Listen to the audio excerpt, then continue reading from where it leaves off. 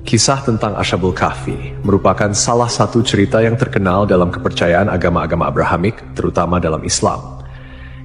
Kisah ini menceritakan sekelompok pemuda beriman yang melarikan diri dari penganiayaan seorang raja yang zalim dan berlindung di dalam sebuah gua.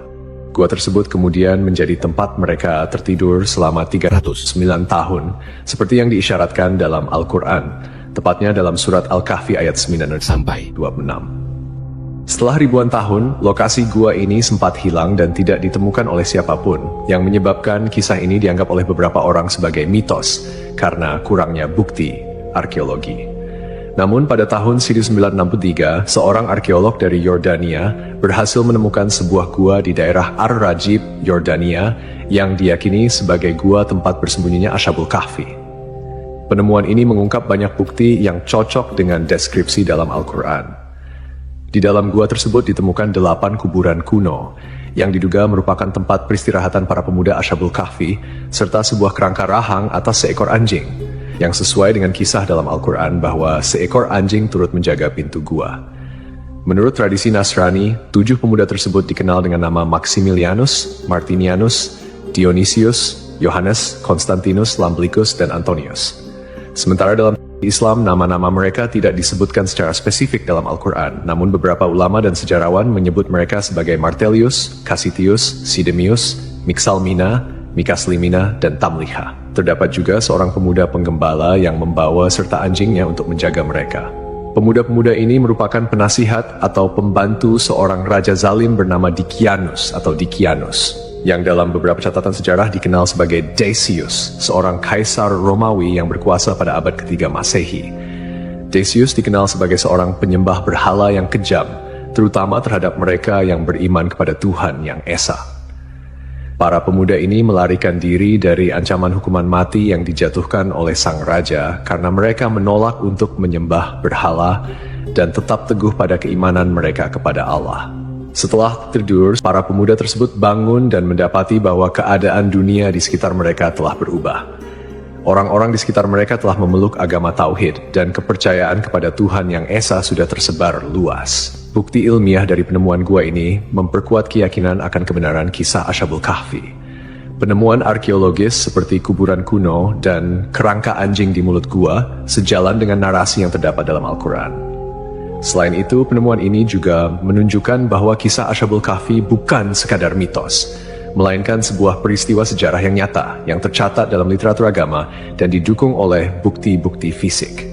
Dalam Al-Quran, Allah Subhanahu wa Ta'ala berfirman mengenai jumlah mereka dalam surat Al-Kahfi ayat 22. Nanti ada orang yang akan mengatakan jumlah mereka adalah 3 orang, yang keempat adalah anjingnya, dan yang lain mengatakan mereka itu 5 orang, yang keenam adalah anjingnya sebagai terkaan terhadap barang yang gaib.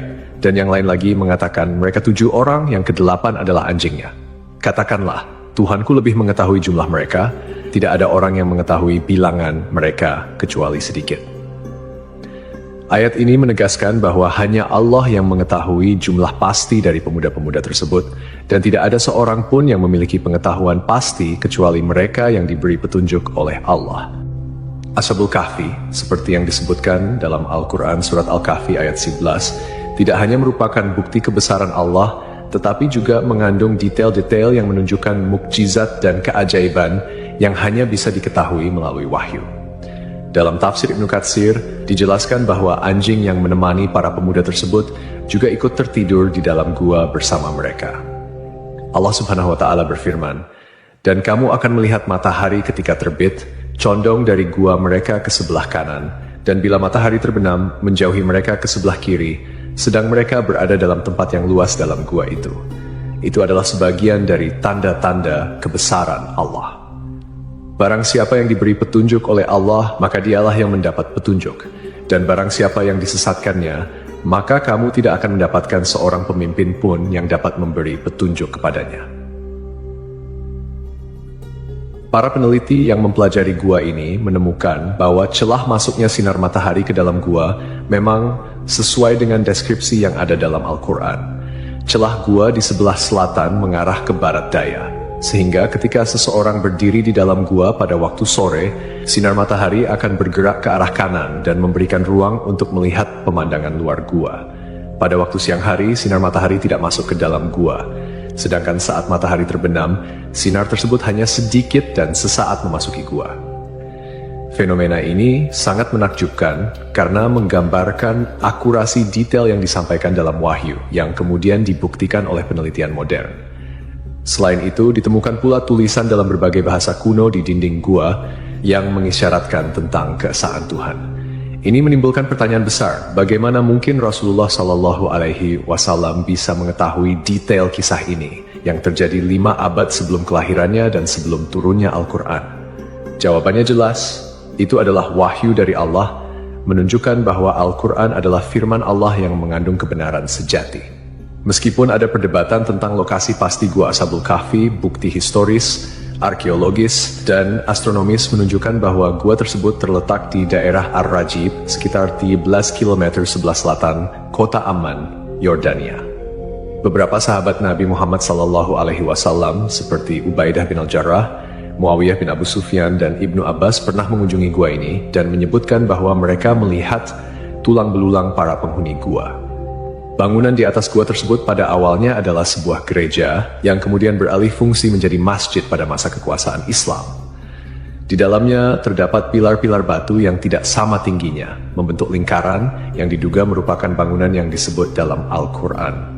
Dan demikianlah kami pertemukan mereka dengan manusia, agar manusia itu mengetahui bahwa janji Allah itu benar, dan bahwa kedatangan hari kiamat tidak ada keraguan padanya.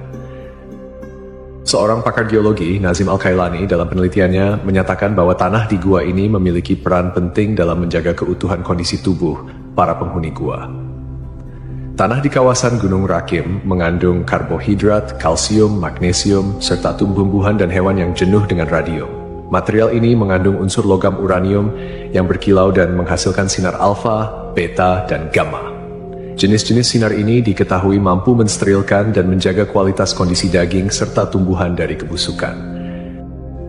Selain penjelasan dari sudut pandang teologis dan sejarah, beberapa ilmuwan juga telah mencoba memahami mengapa tubuh para pemuda Ashabul Kahfi tidak hancur meski tertidur selama lebih dari 3 abad. Dalam Al-Quran, terdapat petunjuk-petunjuk yang bisa menjadi dasar ilmiah untuk memahami fenomena ini. Allah Subhanahu wa Ta'ala berfirman dalam surat Al-Kahfi ayat 15, "Dan kamu mengira mereka itu bangun, padahal mereka tidur, dan kami bolak-balikkan mereka ke kanan dan kiri, sedang anjing mereka menjulurkan kedua lengannya di depan pintu gua." Surat Al-Kahfi. Dari ayat ini terdapat beberapa pelajaran yang bisa kita ambil, terutama terkait dengan bagaimana Allah menjaga tubuh para pemuda Ashabul Kahfi selama mereka tertidur.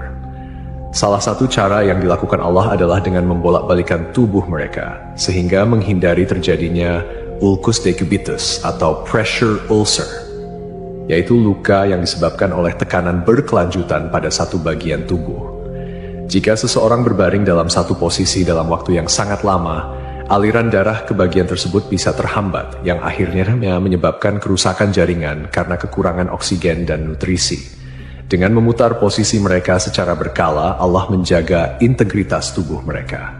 Ibnu Katsir, seorang mufasir terkenal, juga menjelaskan dalam tafsirnya mengenai surat Al-Kahfi ayat 19 bahwa Allah dengan hikmahnya menjaga para pemuda ini dari sinar matahari yang berlebihan. Sinar matahari pagi yang lembut memberikan kehangatan dan sinar yang cukup untuk menjaga kondisi tubuh mereka tanpa menyebabkan kerusakan kulit akibat paparan sinar matahari yang terlalu lama. Ini sesuai dengan pengetahuan medis modern, First, yang menyatakan bahwa paparan sinar ultraviolet dari matahari dalam jumlah yang cukup penting untuk sintesis vitamin D dalam tubuh. Vitamin D berperan penting dalam metabolisme kalsium, yang penting untuk kesehatan tulang, sistem kekebalan tubuh, serta fungsi otot dan saraf. Namun, paparan sinar matahari yang berlebihan bisa merusak kulit dan menyebabkan penyakit. Dalam ayat yang sama, Ibnu Katsir juga menambahkan bahwa posisi gua yang terbuka ke arah utara memungkinkan sirkulasi udara yang baik, sehingga gua tersebut tidak menjadi lembab atau pengap. Ini juga memberikan petunjuk bahwa gua tersebut memiliki sirkulasi udara yang cukup untuk menjaga kesegaran di dalamnya. sehingga para pemuda itu tetap dalam kondisi yang baik meskipun tertidur dalam waktu yang sangat lama. Kemudian, dari sudut pandang ilmiah, penelitian lebih lanjut menunjukkan bahwa radiasi dan unsur-unsur mineral yang terdapat di tanah dan dinding gua dapat berperan dalam menjaga kondisi tubuh para pemuda. Seperti yang dijelaskan oleh Nazim Al-Kailani, unsur logam uranium yang ada di gua tersebut memancarkan radiasi yang dapat membantu mensterilkan tubuh dan mencegah pembusukan. Ini adalah bukti lain dari kekuasaan Allah yang mengatur segala sesuatu dengan sangat sempurna.